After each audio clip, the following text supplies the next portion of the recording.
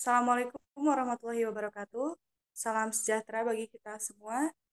Yang terhormat Dr. Intan Silitonga selaku dosen pembimbing dari mata kuliah Ilmu Penyakit Dalam. Dan yang terhormat pula teman-teman sekalian yang menyaksikan video ini.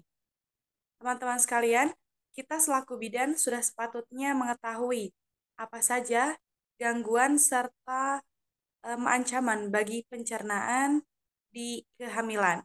Maka dari itu, kami dari kelompok 2 akan memaparkan mengenai gangguan pencernaan pada kehamilan. Tanpa berlama-lama, langsung saya kembalikan dan saya berikan waktu dan tempatnya kepada pemateri. Disilahkan.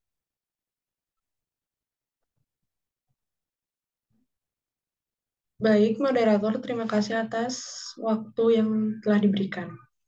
Jadi, pengertian gangguan pencernaan adalah sekelompok kondisi yang terjadi ketika sistem pencernaan tidak berfungsi sebagaimana mestinya. Gangguan pencernaan yang terjadi selama kehamilan adalah kondisi yang normal dan umumnya disebabkan karena perubahan kadar hormon. Pada trimester kedua dan ketiga, gangguan pencernaan ini bisa lebih sering terjadi karena pertumbuhan bayi yang bisa jadi mendorong perut ibu.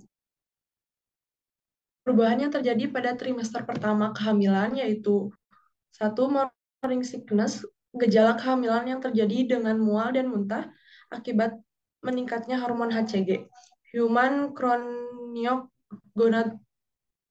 di tubuh, dapat mengganggu pola makan karena ibu menjadi sensitif berlebihan terhadap makanan atau aroma makanan tertentu. Sebaiknya tetap makan untuk memenuhi kebutuhan nutrisi di awal kehamilan. Yang kedua yaitu heartburn, adanya rasa panas seperti terbakar yang muncul dari ulu hati lalu naik ke kerongkongan. Penyebabnya adalah asam lambung yang merobos ke atas dan menimbulkan rasa panas. Akibatnya produksi hormon progesteron yang membuat katup antara kerongkongan dengan lambung reaksi dan pertumbuhan janin membuat rongga perut sesak. Hal ini mendorong aliran asam lambung naik ke atas. Yang ketiga yaitu mual muntah berlebihan atau hiperemesia gravidarum.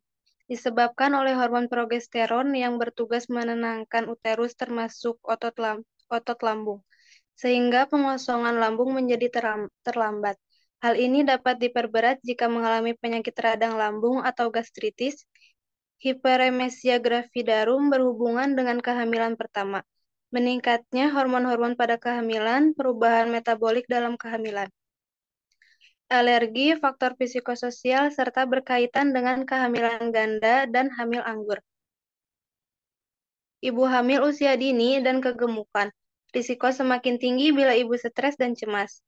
Ibu kelebihan asupan lemak dan terinfeksi bakteri Helicobacter pylori yang menyebabkan luka pada lambung. Yang keempat itu konstipasi merupakan suatu keluhan bukan penyakit. Konstipasi sering diartikan sebagai kurangnya frekuensi buang air besar atau BAB, biasanya kurang dari 3 kali per minggu, dengan feses yang kecil-kecil dan keras, serta kadangkala disertai kesulitan sampai rasa sakit saat BAB. Perubahan yang terjadi pada trimester kedua dan ketiga kehamilan. 1.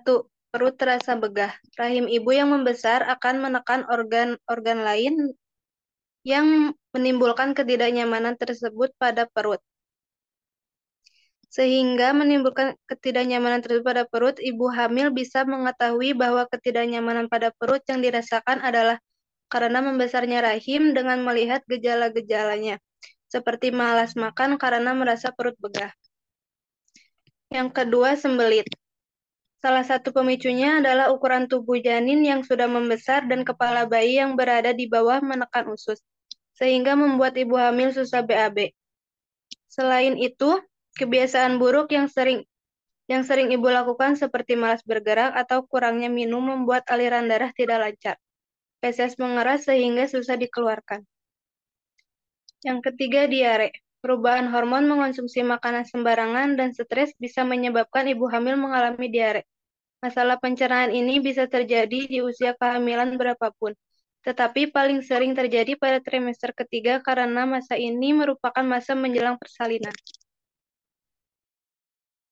Penyebab gangguan pencernaan pada ibu hamil diantaranya: 1. Meningkatnya hormon progesteron sehingga terjadi penurunan gerakan peristaltik usus sehingga memicu terjadinya konstipasi. 2. Ibu hamil kurang aktif atau malas bergerak serta kurang konsumsi air putih. Saat ibu hamil kurang aktif, aliran darah tidak lancar, sedangkan saat kurang mengonsumsi air putih akan menyebabkan tekstur feses menjadi mengeras.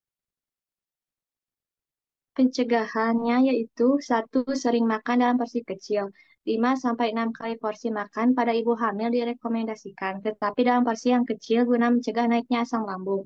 Yang kedua, jauhi makanan berlemak, pedas, dan gorengan.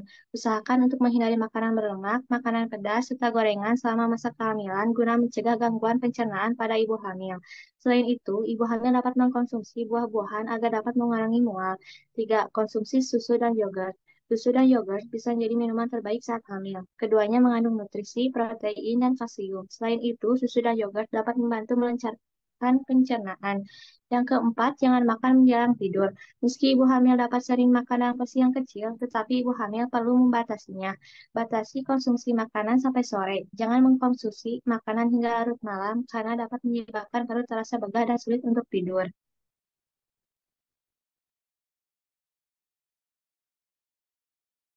Baik, terima kasih kepada pemateri 1 Putri Laili, pemateri 2 Siti Nurjana, serta pemateri terakhir kita Wida Nur Halimah.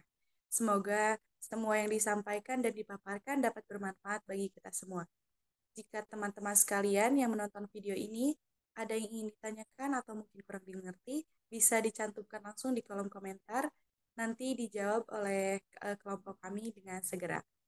Sekali lagi, saya ucapkan terima kasih atas perhatiannya. Bila taufiq wal hidayah, selamat malam. Wassalamualaikum warahmatullahi wabarakatuh.